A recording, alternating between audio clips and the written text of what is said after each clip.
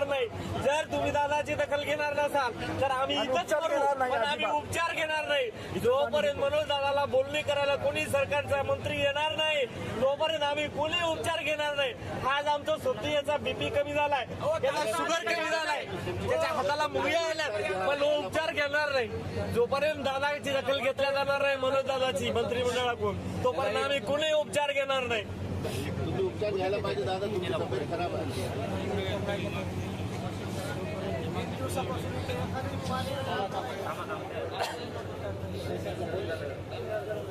कोणी दखल घ्यायला तयार नाही. आज 3-4 दिवस झालं मनोज दादा बसले.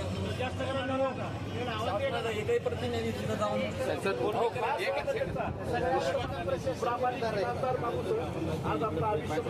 तुझे हात तळ हातान पाय गरम झाले.